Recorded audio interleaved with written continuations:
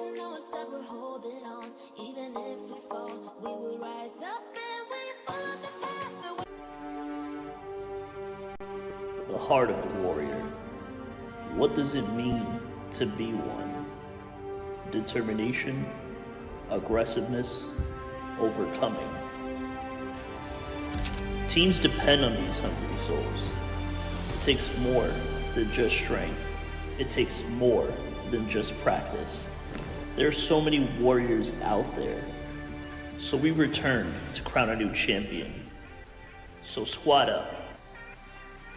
Looking for two. Here comes Mythic around the corner. Great time out of first. He doesn't finish the kill. They've got kills towards the point. 5 more seconds is all that...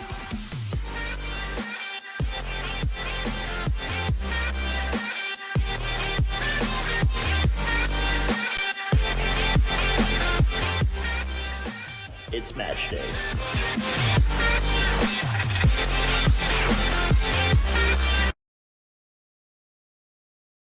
Until we reach it, all you need to know is that we're holding on. We rise up from the dust and claim our throne.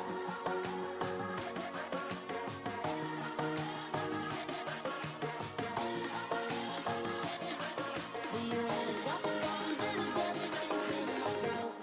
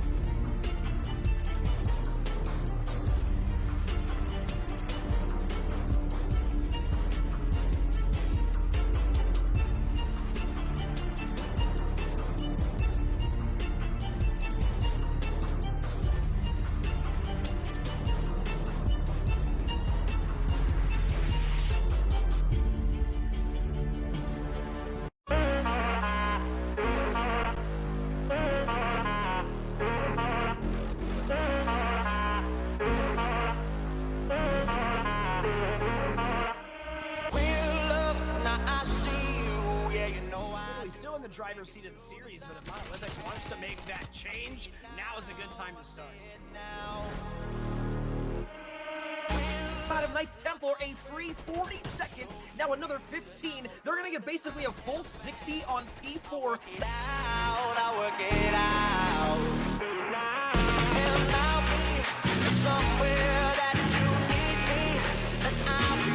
Definitely.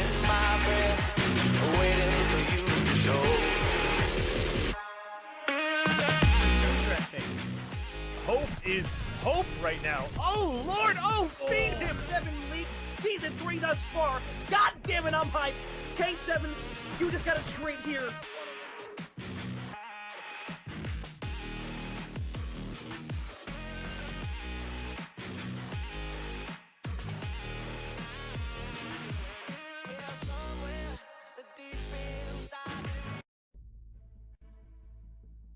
Alrighty, everybody, welcome here back again at K7 COD League. It's match day, and we got playoffs round 1, but that's why you're here. Let's talk about who's on stage today. For us, it's me, Edu, joined by the wonderful McCarthy. McCarthy, how you doing today?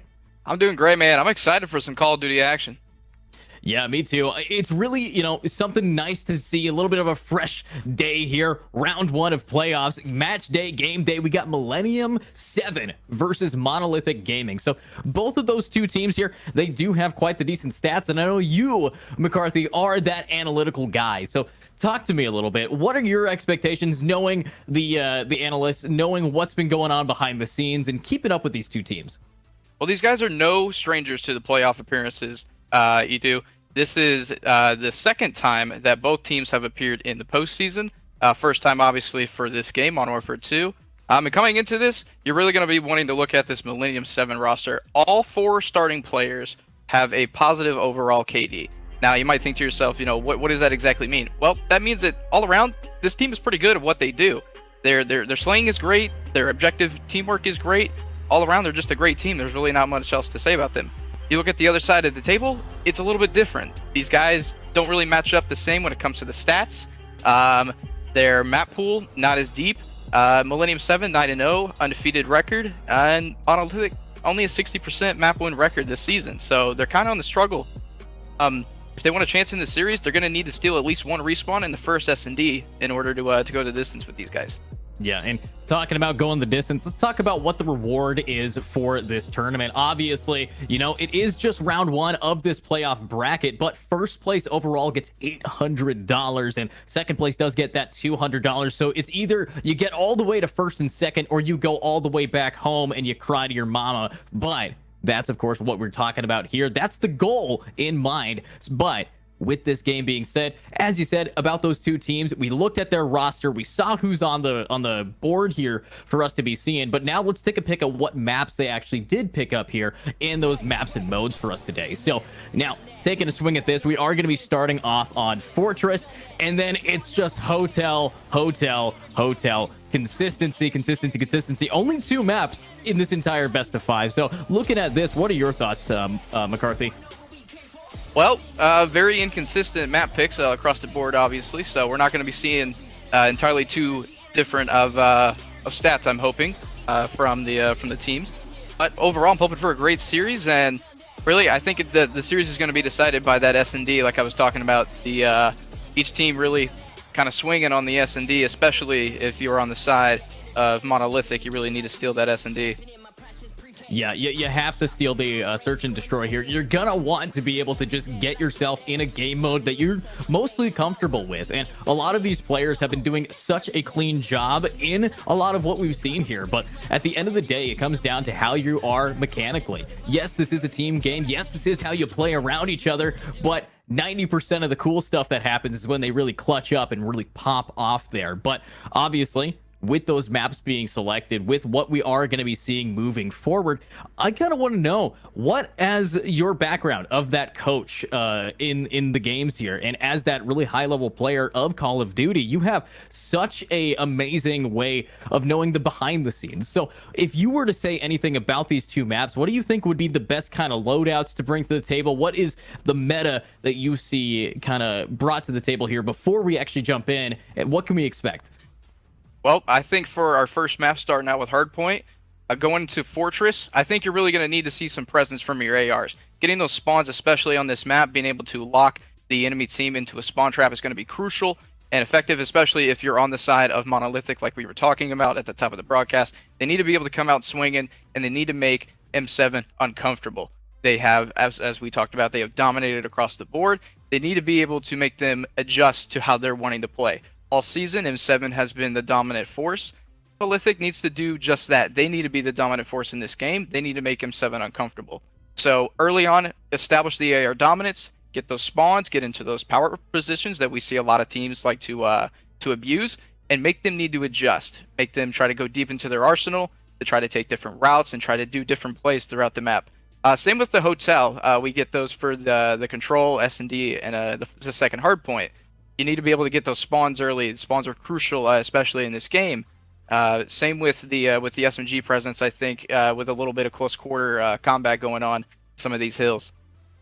Yeah, close quarter combat, honestly, my favorite thing in Call of Duty, being up close and personal with Obviously, Call of Duty has some of the best shotgun gameplay that I really enjoy. Just the up close, if you accidentally turn a corner, you are down.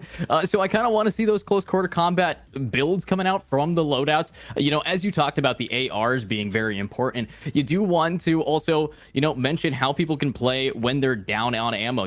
Are these players going to be able to pull out, their backup weapons? Are they going to be able to do what they can no matter what kind of pressure is put on them? And that's the main question that a lot of these players are not only asking each other but asking themselves.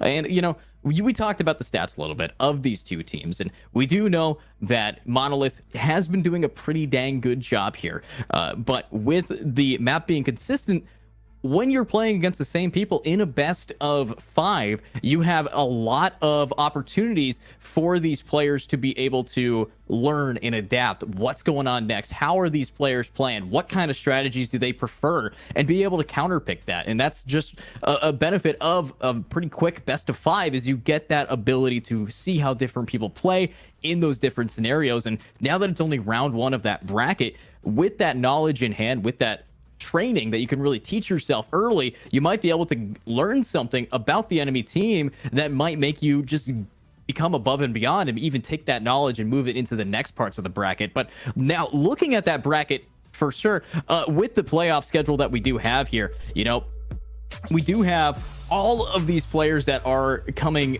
in contact, and I actually recognize a lot of these names. But here in the middle on winners round 3, or winners top 3, we got Millennium 7, Monolithic Gaming. But look at all the other ones. I've actually worked with a lot of these teams like Aspire and Final Form, so I know that they actually have a lot of heat to bring to the table as well.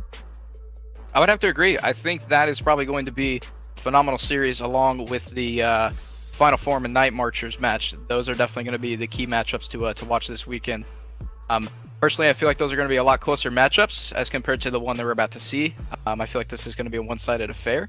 But kind of like you were mentioning, you need to be able to adapt, essentially, to the play style of these teams. There's VOD out there. You have been able to go over this for quite some time now, and if that is not something that your team has been, as the kids say, in the lab doing, then that's on you. That's on you and your team. You guys are not taking that next step to want to be the best team possible, to make these deep runs in playoffs and to do the best that you possibly can to be the team that you want to be and that you talk about that you guys want to be. You have to be able to take that next step and go the extra mile in order to be that team. Yeah, and it's all about going that extra mile, being able to really take the cake here. And obviously, looking at how large that bracket was, there are quite a bit of things here, but let's actually talk about getting into this game, seeing how they started off on the map of Fortress here. And let's just take a little peek and swing ourselves around and take a look at what this map has to offer, as we are going to load these players in and get ready for a really fun game here, and hopefully get that going. But McCarthy, one final question for you. Let's talk about backgrounds here. Obviously, I'm a caster. You're a coach and player, and also now getting into casting with us as well. What kind of background do you kind of see that you need to be a player itself? Like, how much experience do you have to be to get to a point where you're confident in your competitive sport? I think the biggest piece you really need to have is you need to be able to take criticism. Especially with myself for years coming up as a player in the amateur scene. Obviously not making it any further than any of us here have. You have to be able to take the criticism in order from your peers, coaches, teammates, anybody else that you play with in the community that tell you that criticism. Hey, you kind of play a little weird like this. That's something you need to change, or this is something that I've seen this guy do. Maybe it needs to be something you take into consideration to put into your gameplay. And the biggest thing that really you can do besides watching your own VOD is to watch other teams and how they play and figure out, okay, this guy plays a lot similar to how I play with my team, and we kind of have the same play style. What can I do? What can I change about mine to adjust that? So, for example, I did that in Black Ops 4 with how Crim6 played main AR. I played main AR back in Black Ops 4. Crim played kind of like a more aggressive-ish type AR when he was on Optic Gaming at the time in Black Ops 4, and I did a similar thing. I tried to mimic the same thing with the spawns and to manipulate those for the best team for mine. And you got to be able to take initiative with your team at times, because there are going to be at times, you guys are just getting absolutely beat down and pummeled, You know, Right. you need to be able to rally the troops. You know, and as an IGL, that's something that a lot of people like to do. They like to be able to call the shots, call the strats, be the big man in charge. They don't want to do the big man things. And taking initiative and calling your teammates out on their nonsense is something that you need to be able to do. And I think that a lot of amateur players in the scene kind of lack that initiative. They don't like to be the adult in the situation. They don't want to be that real leader, but they want to have the credit as a leader. So hopefully we continue to see that develop within the community, especially with these players in K7. You know, as we were talking about before we went live, you know, these names are familiar. You know, we have known some of these players for quite some time now, so hopefully we continue to see them develop here in K7. Yeah, and I really do want to see them develop. I don't want to watch players go from the, you know, it always sucks to be the first team eliminated, but like everything in the world, somebody has to be at the bottom of the barrel. That's just the way that the world works. There's always going to be a bottom frag. There's always going to be a losing team, and hopefully that the team that does lose will always be able to bounce back. You know, when you hit rock bottom, sometimes that very hard floor just launches you all the way back up to the top, and that's kind of what you want to be seeing from these players. But back to hit on those notes that you were talking about, I really did enjoy a lot of how you were talking about keeping your mentality clean, having that IGL in that position to, you know, give criticism. Very important. An IGL needs to also take criticism. You know, a lot of the time when you have a in-game leader and they tell you, hey, let's push this site, let's do this and play around it, and it is a bad read and they get stomped right out of the gate, that kind of you know, that kind of access there, not exactly beautiful. But you know, that's the ideal way to play the games and the ideal way to work this out. So I'm hoping that those ideals actually get pushed into what we're going to be seeing from the gameplay here as we're jumping right into this map of Fortress. You see the stats there. Regular season insights, a win-loss record, 3-0 for the side of Millennium 7, 2-1 for Monolithic. Map win record, like we were talking about as well, 9-0, perfect across the season for Millennium 7. Neither of these teams have lost a hard point yet, so this will be interesting to see how this plays out. And like I said, you really need to get those ARs into power positions early and be able to have your SMGs clear out the lanes in order for the ARs to do their job. Yeah, and you know, that is true. There's, and the way that we say it in AR, for those layman's terms, obviously this map is consistent of quite a few long angles, so you're gonna want to be able to have that range deficit already off the bat. But looking at what we have, they're running it down and the game has yet to begin, and here is the biggest push. Already some players are down and it's gonna be hard to see, but hoping that we can see something. But there we go. Yeah, there we go. Oh, what a nice clean pick right out of the double doors. Needs to keep going for it.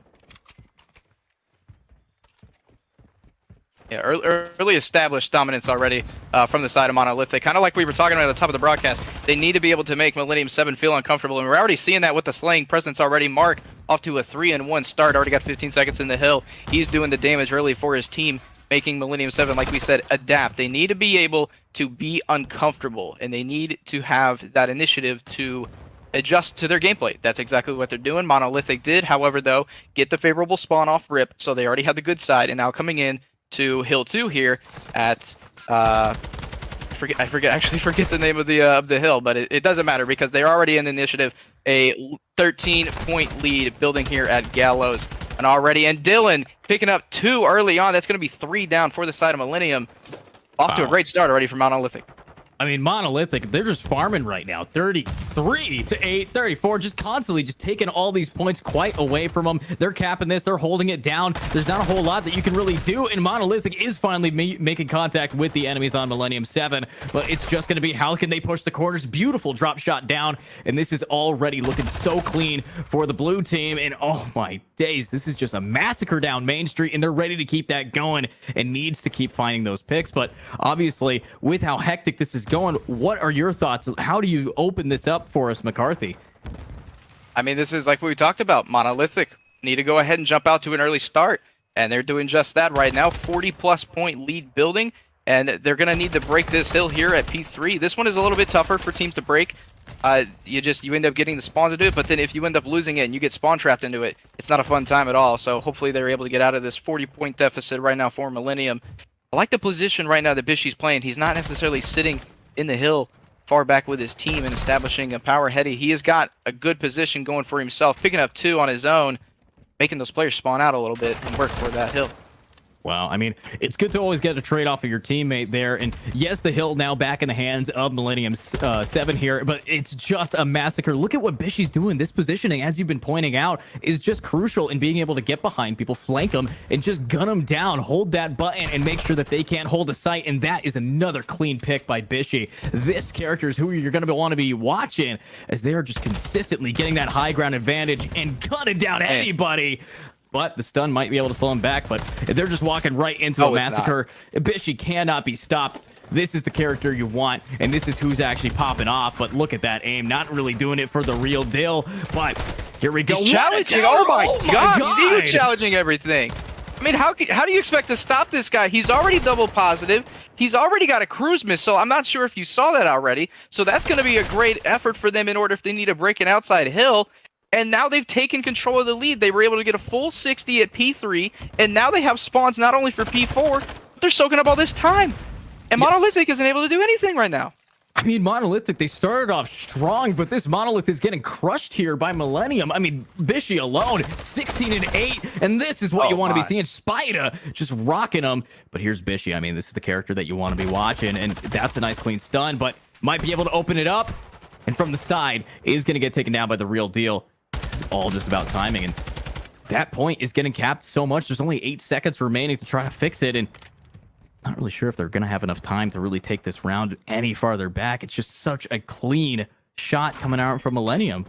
The hard point's going to be moved. Yeah, I do like the positioning right now. I'm hoping we can end up jumping into a listen-in with one of our teams here. Let's jump into a listen-in with Millennium 7. I want to hear the comms right now and how they're continuing this momentum.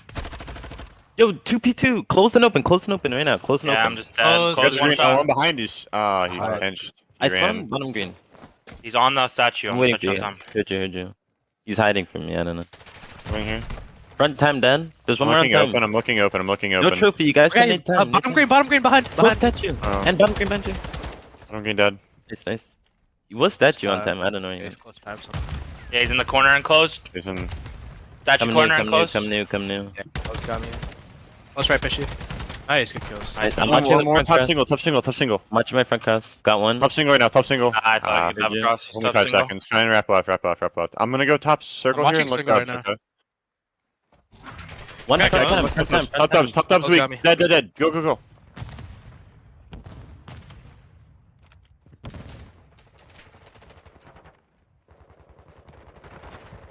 Wow, I mean, it's pretty hectic, but the communication is definitely there. They're able to hold that down and make sure that anybody that is going to be able to get info is going to be able to communicate that. And already we're seeing just so much damage being dealt. This is the team that you want to be seeing, and hopefully plays like that from Millennium 7 can continue to go. But right now, Monolithic, they did manage to cap that point back. And honestly, what are your thoughts, McCarthy? I like the comms we heard from Millennium 7. That was Bishy you heard in the comms. So let's go ahead and let's push through. Let's go ahead, wrap through. I like the comms. The guy did a great job at being the IGL. Like we talked about, those IGLs really need to be keeping everybody together, and their lead is starting to shrink a little bit, but still have a 40-point cushion right now that they're working with, and they're getting set up now for next spawns. It goes back to Gallows here for P2. Really like what I'm seeing so far, and Monolithic is doing a great job at keeping the pace right now with Millennium 7. I wouldn't count these guys out just yet. There's still plenty of time left on the game. Yeah, I mean, it's pretty even, you know. We talked a little bit early about how this game looked like it was going to go, and already it's kind of neck and neck for these players. Obviously, we are seeing the streaks develop so quickly from players on the side of Millennium 7, but Monolithic, they're always ready to bring it back, but here comes the big push-up coming around, and it's just a massacre here for Gallows. I mean, how are you supposed to be able to get past it when it looks like they're just going to take the site and use it to hang you? Yeah, and at this point, as you can see on the mini-map, all the Monolithic players have already given up on that, so all this remaining time is going to go over to the side of Millennium. This is going to go ahead and it's going to push them over that 200-point marker. Actually, just be at about 200, so they're only going to need a solid hold in order to win the game here. And honestly, I like what I'm seeing out of Monolithic, but you got to stop the bleeding somehow, and a full 60 here would do just that. But with the crews coming in from Spida, it's not really going to stop the bleeding at all. That's not helping it. Yeah, you can't really stop it. You might be able to move to a different point, but right here at this fountain, it's tough. Okay, and Monolithic needs to try to hold that back, maybe push him around, but it's just There it is. The picks, consistency all over the place. But now we're finally seeing the trades come around, and Monolithic might be able to just get that one. Just one more remaining. It's risky AD to hold it, and he's holding it well. Taking out 2, but finally gets dropped down. And this is now something that needs to be happening. Spida takes 1, and Monolithic's doing a decent job pushing him back. And Still alive. Careless is still rocking it. Yeah, he's able to pick up 2 there at the end, and they're able to get the remaining time on the hill here. So this is going to push them within about 15 seconds or so. And you look on the minimap now, you see those Monolithic players are already starting to rotate. They're getting the spawns already at next, so that is huge for them. But from here on out, if you're Monolithic, this is where you got to play a pitch perfect Call of Duty. This is where the rotations have got to come in perfectly. You need to be able to get 3 to 4 down almost every life, and they're doing so right now. They're able to get these initial kills. They've got about 6 straight right now. Millennium, you got to go here. If you're Millennium, Bishy sitting at 30 and 20. My man Spida 2 minutes in Hill. They're doing a great job, but right now they're kind of slowing down. They need to keep the gas on the pedal here. Wow. I mean, you know, gas on the pedal for sure. Pedal to the metal. Put your foot down, and hopefully you can push these players out. But this is just something not too easy to do. Monolithic finally managed to get themselves a very tight hold on this hill. It's a great pinch, but what a beautiful opening from Bishy and Risky. But Spida has to clean it up as Careless and Bishy are going to go down, but they're managing to make it work, and Millennium is going to get themselves onto that hill and keep it back. This is just consistency running these players down. Finally, though, it's Careless being careless yet again to get dropped as Bishy and Risky take them more, but it is going over to Monolithic here. They just have to manage to do something, but from the flank, Spida, clean from behind, wants to do some more, and finally goes down. I mean, this is just trading blows. Like, you're watching 2 boxers beat each other up. Clean picks from everybody on this game so far. Monolithic is on the ropes right now. Millennium 7 has them ready to throw the towel in, but I don't think Monolithic is ready to go out yet. We still have plenty of time. They're getting the spawns here, so that is a good sight to see, but look at that arrow down there. Number 1, he's trying to go on a flank here.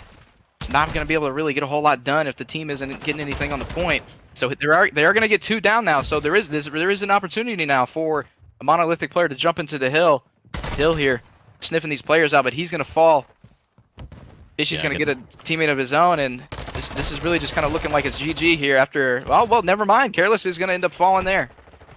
Yeah, I mean, Careless will be down yet again, but it's Bishy and Risky. These guys are not giving up the damage. They're consistently getting picks together. Bishy will drop, but Spide is immediately going to get the trade, and this is just people throwing bodies and bodies at this point, but it might not be enough as the round is going to go to Millennium 7.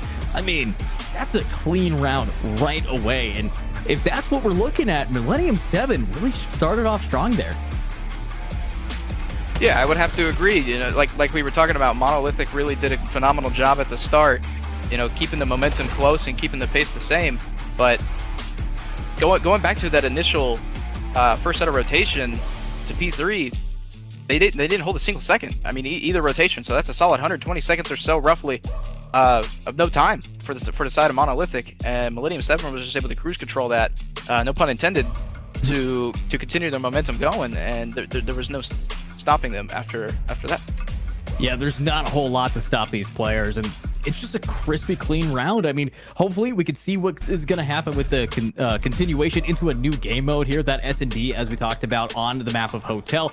There are 3 rounds of Hotel, so even if, you know, capture the hill and hold that down isn't exactly the best gameplay that we're going to be seeing from Monolith, with 3 Hotel rounds in a row, you still might be able to win a 1st to 3 just by having that game mode buff. So, you know, I kind of want to be seeing what they can do with a different thing, but if it comes down back to capture the hill, that's not going to be the greatest moment for Monolith for sure. No, so hopefully switching over to the S&D, this is the part where the IGL, let's forget about last map. Let's go into it. We know our game plan. We know what they're going to do. Let's just play how we play. Yeah, and I really do hope that we can see what we're going to be seeing here. You know, Hotel, a lot, as we talked about, a little bit of a closer quarter. Don't have to worry too much about those ARs. And what we saw, the ARs in the hands of players like Bishy were shredding anybody who looked down long, and I'm really hoping that we can maybe see a little bit of a different play style coming out from those. But up close and personal, Bishy kind of popped off there. I mean, we saw insane jumping around corners, getting the 180s around it. Just the mobility on this player is immaculate, and if they can keep that going, I really want to see what they can do with maybe a lighter build, a lighter frame, wanting to just run through with that momentum that we were seeing. That might just take Millennium 7 all the way to the next round here. And obviously, that was just round 1 of a best of 5, so lots can be happening here. But hopefully, these players are going to be ready to rock, ready to roll, as we are going to move into the map of Hotel. But, you know, we talked a little bit about this map of Fortress, you know, and hitting on those notes. Anything specific now watching that first game really matters in your eyes, McCarthy, as to what might shift the game in favor of Monolithic? Like I said, they started hot early, and then they kind of let their foot off the pedal. You know, you got to keep that momentum going. They were getting the cutoffs early. They were getting the spawns early. You got to be able to maintain that all the way through the entire time of the hard point. So switching in here to the S&D, got to do the same thing. You got to be able to catch these guys off guard, you know, hit a late flank, you know, hit your daddy late, do something to make these guys uncomfortable. Double hit stuff, triple hit stuff, you know, if you need to. You know, make these guys uncomfortable the entire time, because like we were just talking about, Millennium 7, they're on cloud 9 right now. They're now 10-0 in map count this entire season. You were talking about Risky and Spida, you know, these guys jumping around the corners and just ego challenging these guys, you know. That's confidence right there. These guys are absolutely frying the guys over on Monolithic. That's going to be bringing for the table, bringing it out, bringing the damage.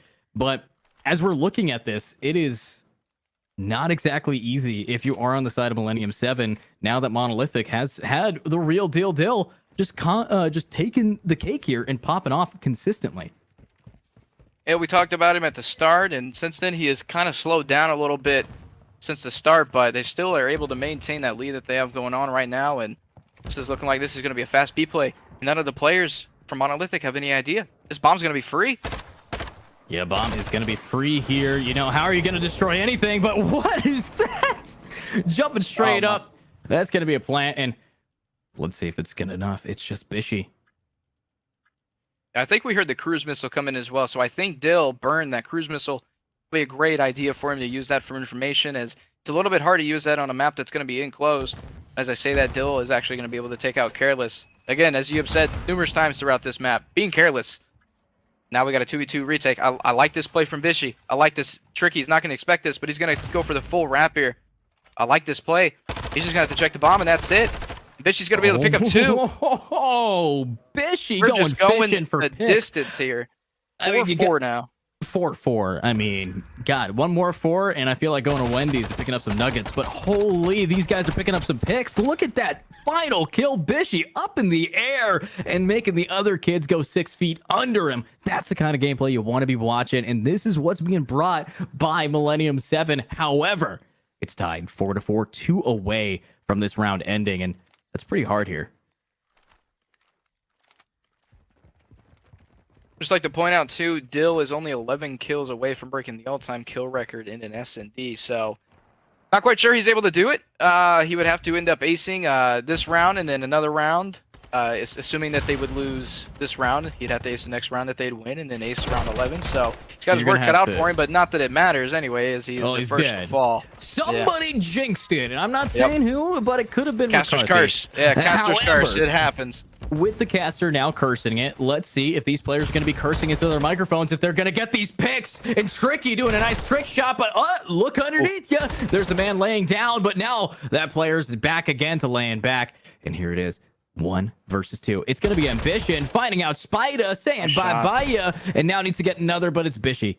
Always there to clean it up. And Millennium 7, they will take yet another round. And, you know, match point. It's, you know, not exactly guaranteed that these guys can get that 21. Yeah, it's pretty much virtually impossible at this point, you know, but I mean, he could kill his teammates too. That would get the kill. It just wouldn't count on the scoreboard. Well, technicalities, sure. Yeah. Yeah. You get you get 4 kills, kill 3 people, get another 4 kills. That's 21. 21. Can you do something for me? Can we get into the round? And here we are now going into it, and Monolithic, your backs are against the wall here. Not sure, again, if they're going to sniff out this B play, except for number 4, Mark on your screen. He's hanging out outside kitchen, and I think he hears these players stomping around. And not sure if any of them pop Deddy or anything, and this bomb looks like it's about to go down here, and What a nade! That's gotta hurt, but it's tricky. Getting the pick on a risky. But right outside, it's the real deal. Not able to get that 21. It's not possible anymore, but maybe they can get one because it hasn't happened in 2 rounds. So might be able to fix it around. Here they go, entering in. It's Ambition and Dill, but it's over. it's all over. Yeah, that not exactly a pristine way to play Millennium 7. They did have a little more of a struggle there, but if we think about the score from last round to this round, the percentages are about the same. I mean, I think that we're just seeing about a 60% diff in who these players are, and they're bringing that to the table and absolutely diffing those kids. So I don't know. I mean, one away, this best of 3 might just end in one more round of Hotel. Hopefully Monolithic can pick up the pace, or else they're going to have to pick up their bags and go home. Yeah, unfortunately, what they're doing right now is just not working out for them, and I'm just not exactly sure what the comms are sounding like, so hoping when we jump into a control, we can hear the comms from them to kind of see what we're feeling on that side. But these guys right now, I'm not exactly sure what they're doing mid-game. They're starting off phenomenal, you know, as we're talking about. These are the starts you want. They're jumping out hot early. They're getting the rotations early in the hard point, jumping out to a 2-round lead early on in the S&D, and then they're kind of fumbling from there. They're like, I don't know. We didn't think we'd get this far, especially against a team like Millennium 7. I don't blame them, but like we were saying, all gas, no break. You know, you need to be able to continue to apply that pressure. You know, their backs were up against the wall in both of these maps, and now you find yourself down 2-0, and I don't think that's what the drawing board at all told these guys when they came into it. Yeah, I mean, to think about this, Monolithic has a 60% record. They win 60% of their games, but you also win 100% of the games that you don't play, and it seems like they haven't been playing enough against these teams. Millennium 7 is the second season playoff appearance, just barely losing it in the semifinals. So compared to Monolithic Gaming, they lost round 1 in season 3. That's gotta hurt, and already we're seeing them lose round 1 if they can't pick up the pace here to get this game now back to going. However, we've seen a lot of people get kills. We've seen a lot of killers on this screen here.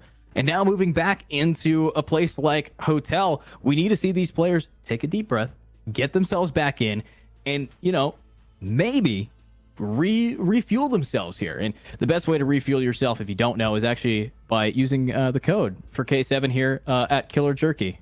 Make sure to buy their meat. They have jerky, official sponsor of K7 League here. Always have to have shameless plugs, as we do.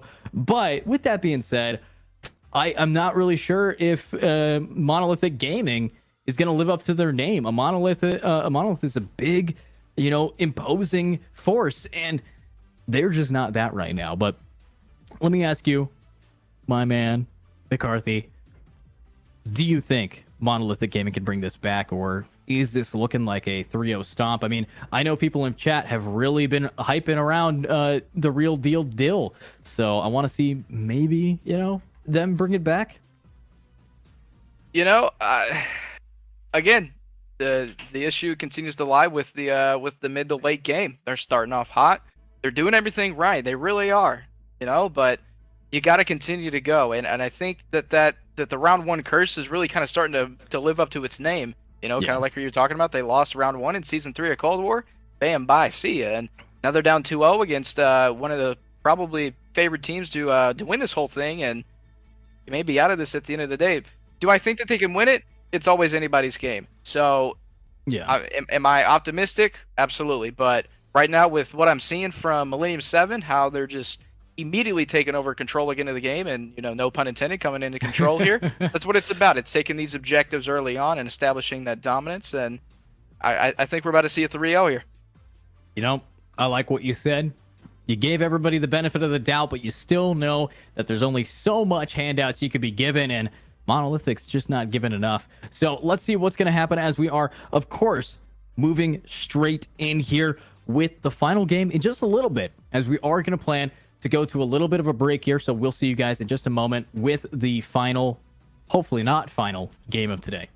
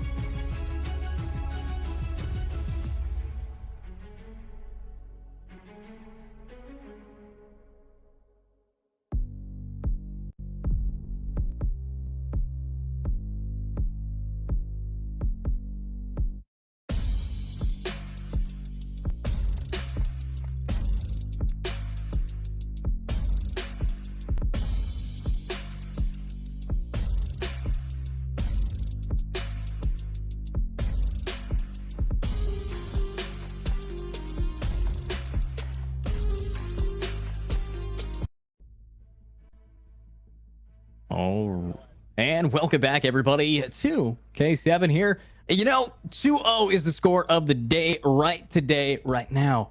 But I'm joined by McCarthy, and he said that Monolithic might have a chance. But with that being said, a chance is something. You know, I can win the lottery right now, even though I don't even have a ticket purchased. But these players, they're in it. They're putting in their scratch cards. They're making sure that they can maybe win just a little bit. However, it's going to be tough because they're going right into hotel yet again. We just saw what they could do. They did do a decent job, but as you said, put your pedal to the metal, hold that gas, and make sure that you don't play like ass, because there's not a whole lot to rock here if these guys don't just get in this game and keep the momentum that they build up. But that's my intro. I'm with McCarthy. McCarthy, what do you think? Anything has to happen here to change it up? I think we got to see some more consistency out of Monolithic. You know, no room for error here coming into map 3. The entire series have started great and then kind of start to pummel after that. So we need to see some consistency going into map 3 and then map 4, basically. And then if you want to be able to force that game 5 against this heavy-hitting Millennium 7 roster. But as at the moment, I'm not really getting too optimistic about it. I'm thinking right now that this is about to be a 3-0, but I'm open to a game 5. I'm all cool with it. See a 1v1 between Risky and Dill to settle the score, but let's get into this control. Yeah, let's get right into it. We're jumping into probably one of, if not the most stressful games of Monolithic's career here. You don't want to flop round 1 yet again, but they're going straight for it. They're needing to do that damage, and I'm hoping that it's going to be good enough as they are just gunning it down straight in for the B defense. And Tricky already getting first blood down, and oh, that's careless in Spida getting the trades. And Monolithic, they're playing a little bit differently here. You see Mark snaking here in order to pick up 3 off the rip.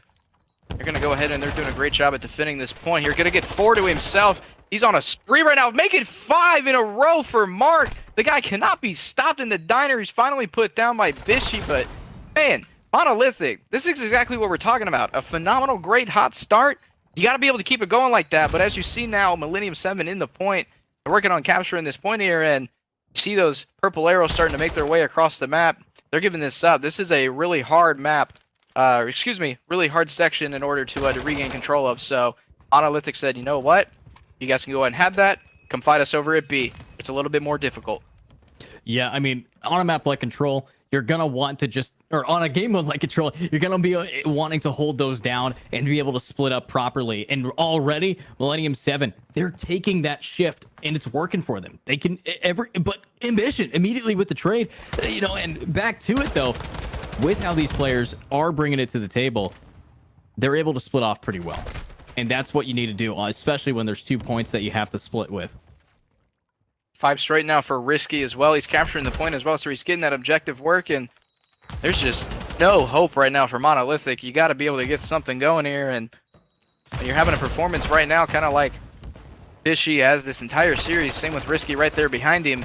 There's really not a whole lot you can do, but as I say, that 4 down for Monolithic. So a sigh of relief if you're a Monolithic fan right now, and especially if you're a player. Get that side. They've got about 3 more, maybe 4 good pushes left here if you're on the side of Millennium 7. And those lives, as you can see on the top of the screen, kind of taken away from Millennium. They are absolutely getting shredded. I mean, now make that, unfortunately, a 4-life deficit as they need to make this work for themselves. And the control still in the hands of Millennium for A. But here we go. Big, what a swing! Jumping around and being there for him, but... Here we go, right behind. Look behind. I have no idea what Dill's gonna get. 2. Oh my god! It's the 3rd. He's going for the 4th. He's gonna get all 4. Oh my god! That's the kind of gameplay you need to see. Oh my, that's exactly what you need out of Dill. We have been talking about this guy the entire series. He is our featured player, and that is why right there, for plays like that, they did not check the dark alley at all, and he's able to get all 4 off of the point. But the lives are not in favor of Millennium. This is perfect if you're on the side of Monolithic. This is exactly what you need right now. Still got 40 seconds to work with, though, and be honest with you, I've seen a lot of crazy things in my life, and a 2v9 deficit in Control is very doable. Incredibly doable, but if Dill's going to keep bringing this heat, I don't think it's going to be possible. However, Dill just go down, but there's only 30 seconds remaining. You got to make the damage, and unfortunately, you're only taking it. Careless, though, is going to grab 1, and that is the first round 1. I mean, crispy clean.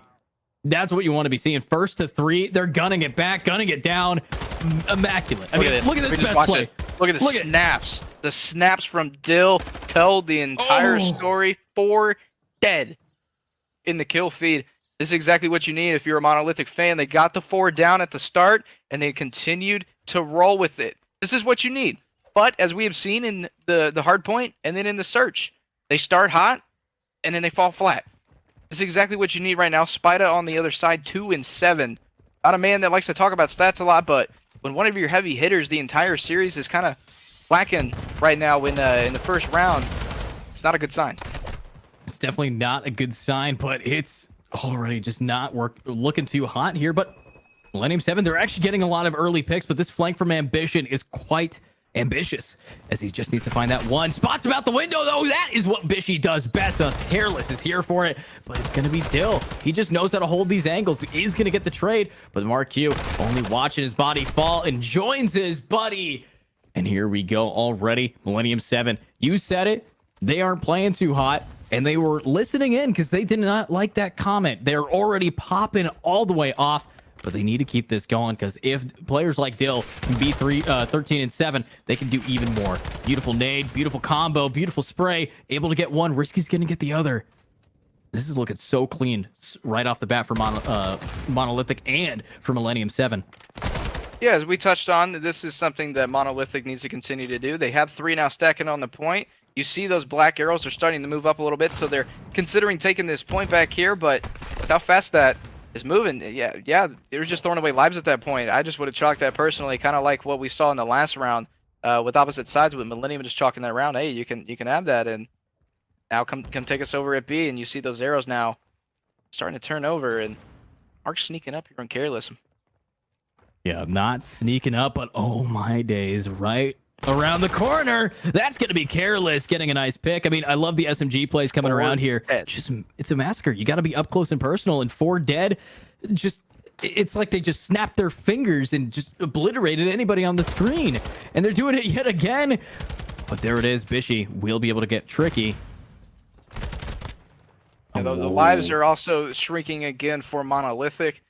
Hey, we saw some crazier stuff in the last round, but 40 seconds left on the clock here, and if you're on the side of Monolithic, you gotta go. You gotta be able to get a 4 down here, and this bait and switch coming in, and it works out perfect as Mark is able to take down Spida, still having the woes that he has been having this entire map, sitting at 3 and 12 right now. But as we say that, 3 dead for the side of Monolithic, and Tricky, got your work cut out for you. 5 and 16 right now, and at this point, you kind of just gotta wait for a respawn from your teammates, hoping you can get 1 or 2, and then fly, There's not Eagles fly. enough time though. 15 seconds on the clock. It's ticking down, and these players are gunning down. Oh my days! What a pick from Mark Hugh though. But Mark Hugh, you're gonna have to mark something else on this screen. As that is another round, but this time going in the hands of Millennium. Beautiful self kill there. I mean, sometimes at the end of the day, you just have to know when to kill yourself, I guess. Yeah, I'm not quite sure that was the play there. Is Careless still ended up getting the kill for that, so that's going to count towards him. I'd like to hop into the comms here over on the side of Monolithic. We heard a listen in earlier in the series with Millennium 7 on the hard point. Great comms over on them, so let's go ahead and let's hop in. Let's do the whole round here. Let's see it.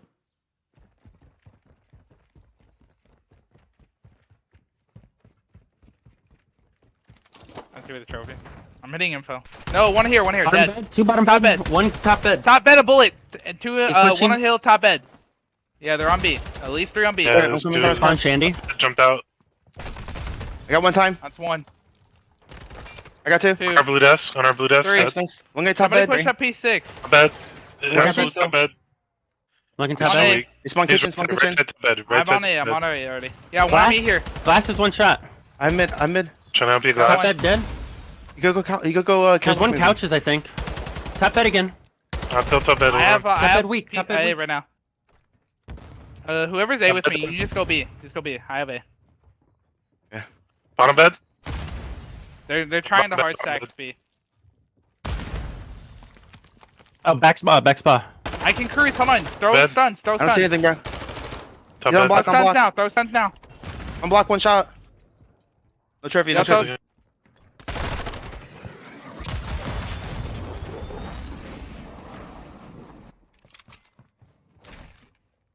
There we are. I mean, what we just listened in from that and being able to keep up what we saw, I want to point out the number one thing I heard there. Stun now.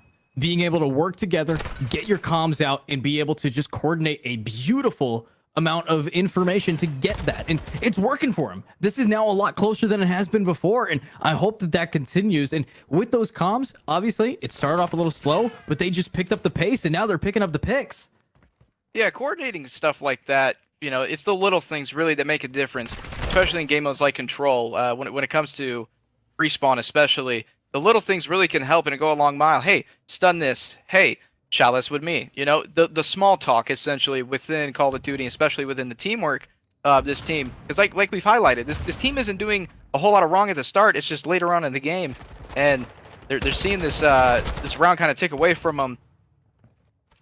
Yeah, I mean, it is taken away from them, but it's close. 16-14. That's how many lives are remaining. We're seeing Spida. I think Spida's just the support. Knows when to toss a nade, but it's Dill here on the attack, being able to really just deal the damage. And there it is. Needs to get more, but unfortunately can't make miracles twice. I like what we're seeing, though. Right behind. Beautiful spray. Ambition's going to get 1. Needs to find some more.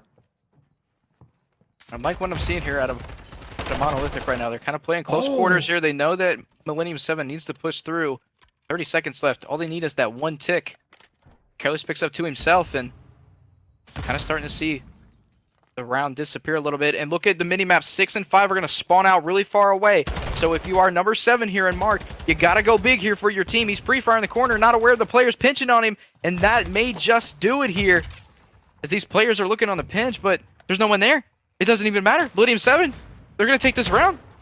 No way. They just grabbed that there by actually capturing all zones. You know, it's a lot rarer than people getting a Colat kill. It just doesn't really happen as much. But look at that. I mean, this final kill here, it's crispy, it's clean, it's what we want to see from Bishy, and that's what you like to have. Now, match point.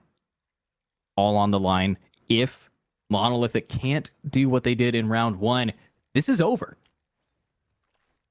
Okay, agreed. I mean, that's the scorecard that we're looking at here, essentially. Bishy, 30-15. The closest teammate to him, Risky, 20-14. We've been talking about these guys this entire series. Coming into it, we knew that these guys were going to be the ones to watch. And this is why. The guy's got a cruise missile. He's 31-15, making it look easy, like he's playing a pub. 32. As I'm talking about it, the guy must be hearing me talk about it. And he loves it. He's just continuing to rack up these kills. Tricky 11-26 now. 3 dead. 4 dead for the side of Monolithic. There is nothing going right for these guys. The equivalent of double ace it, add 2 more. God. I mean, you're down 10 people. I think their morality is down in the dumps, and looking at inside this kitchen, it's everybody on the enemy team getting cooked. Hopefully we can see something coming around for these gamers, though. I want Monolithic to try something, but sitting in spawn, you're just gonna get picked off for free, and that is not great. But the real deal, managing to make it forward, make some space, has to manage to get past Careless, though. Careless is not that kind of gamer, though. It's going to be a real deal. Getting 1, getting 2. This is just his sight. You can't go to B without being dead to this player. It is indeed, but the Bishy now on the flank, too, looking to pick up something here. If he goes down, yeah, there may be a lot of hope for Monolithic. Dylan, you got to go big here. Not quite sure.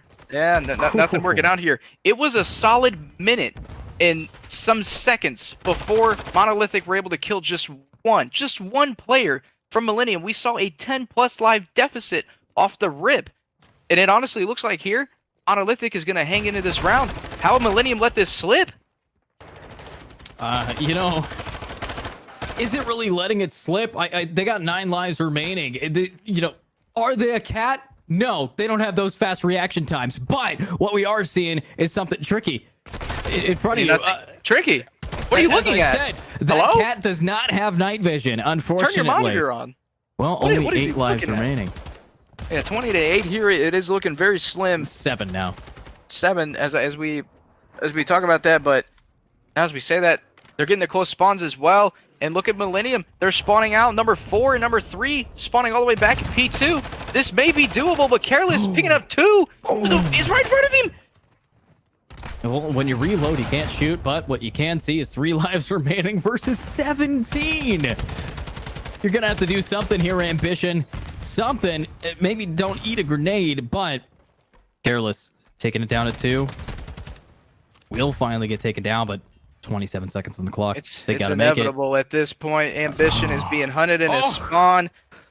Tricky, you are the lone man. You have been called out. They know where you're going, and that is it. It is done. Millennium 7 coming in here with the clean sweep. A hot 3-0 to start off the K7 playoffs here, and there was some life. There was some life in all 3 maps that we saw, so if you're Monolithic, there really isn't a whole lot to hang on.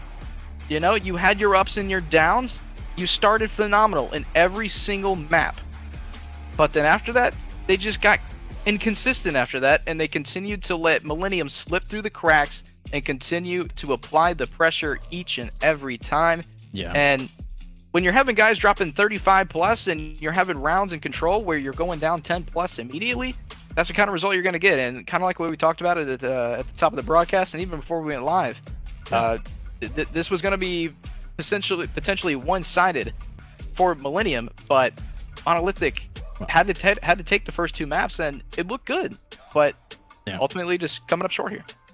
Yeah, it came up short, but it's first to 3, best to 5. Say bye-bye to the players on Monolithic because they're going down to the losers bracket. You know, losers bracket definitely sounds a lot worse than it is, but if you want to prove you're not a loser, Monolithic, you got to beat whoever loses next, and we do have quite a few decent teams in the bracket here as well. So let's take a peek at these standings, at this bracket, as we have take in this day in. But we are going to see Monolithic drop down. Millennium 7 moves on to the final semifinals here, as Final Form might have to be the person who fights them if they just beat Night Marchers and vice versa. So anything is capable here. I want to know what's going to be brought to the table. What are you thinking about? Is this team the team that we want to see move forward and beyond? Millennium 7, I feel like right now are definitely the team to beat. We talked about it at the top of the broadcast as well. Nola Flight, Savior United. Either of those guys could take it as well. Obviously, with Nola coming in here as the favorite team, you know, their expectations are high, obviously, coming in here. But at this point, it is anybody's series. It's anybody's bracket at this point. But like you mentioned, Millennium is going to drop down to losers round 1. They will play the loser of Final Form and Night Marchers, and Monolithic, excuse me, I apologize. Getting ahead of myself here. I for some reason have my teams mixed up, but doesn't matter. Millennium here coming out here and getting a hot 3-0 sweep for Monolithic Gaming, sending them packing down to the losers bracket. I'm excited to see how it plays out. Monolithic now, you have the VOD to go over, the VOD, you have the criticism. For what it's worth, for myself and my co-caster here, Edu, you know, there was some hot moments. There was some positives to it. You know, you guys started phenomenal in the hardpoint. You guys started off great in the S&D. And same thing with the control. You guys have great starts, but it's like after that, there just seems to be like a mental block for some reason. There is no regaining and continuing that momentum. I think I know what the mental block was.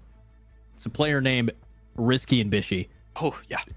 That was more than a mental block. That was a absolute blockage of all things: the points, the HP, the lives, the bullets. You're blocking his barrel, and it's causing you to die. And that's what we kind of want to be seeing here. But obviously, that is going to be today's best of 3. If you guys liked it, make sure to. Sorry, what? Oh, best of 5. Sorry, first to 3. It felt like a best of 3 with how fast that was, but best of 5 here really just absolutely popped off. And I do also want to point out, it's been fun. And fun is why people play video games. At the end of the day, we're going to be seeing these players compete yet again. If it's a future season, if it's down in the lower brackets, nobody's out permanently yet, and nobody's out for the count. You're going to want to watch it. You're going to want to stick around. So make sure to hit that sub button and make sure to hit that follow button down in this chat. And I mean sub. Give the $2.50, but make sure to take a follow. Also, if you guys want to follow K7 on Twitter, every time something happens in these streams, you can always make sure that the Twitter will be up to date. As you guys can tell, we've been having a fun time here, me and McCarthy. If you want to check out McCarthy, where can they find you as a caster or coach? You can find my Twitter right down below where my big head is down here in the corner. Come check me out. I stream COD all the time. I'm always teaching the game. This game has been out. Call of Duty has been out as a franchise for over 20 plus years, and there are some people that have been playing the game that long and still don't know how to play it. It's kind of disrespectful to the people that do know how to play it. So if you want some tips or tricks, you can go to my YouTube channel and check those out as well, or send me a DM if you really want to know what you can do to take your game to the next level. Awesome. And also, I wanted to give a big shout out to production today. We have Hero on prod. So Hero being the hero, making sure that it is working half the time, but still fun to be there with that internet. Always having a little bit of an issue, but we're always going to blame Twitch because it's dying apparently. And we're also going to say thank you guys very much for watching. I feel like going and making some dinner. And if you feel like making dinner, make sure to also pick up some Kindred Sauces. It's another sponsor here. So make sure to check them out. All the sponsors will be in the chat or in the description just below here at the About Me panels and all that jazz. So check those out. If you want to find me as a caster, I cast a lot of games, also stream sometimes. It's at Educatinator. I'm also pretty big on TikTok and stuff, but you don't have to worry about that. All you have to worry about is having a great day. Thank you guys for watching, and we'll see you next time.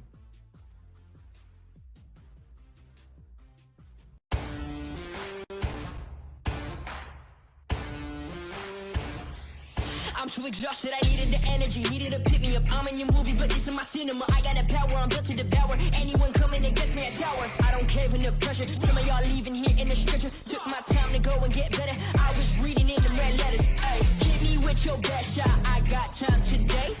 Feeling like a matador with that Red Bull. Oh, no, you can't stop me. I'm running my own play. Definitely gonna be handshaking 6. Kills there from Impulsive is now appearing going to be the play. Last one alive now for Team Final Strike. You back out to middle map. And setting up positioning for this P2. Templar has to play for those rotational spawns. Rated game. But we're going to be opening it up with Hero, the man. Important, and we already see those purple.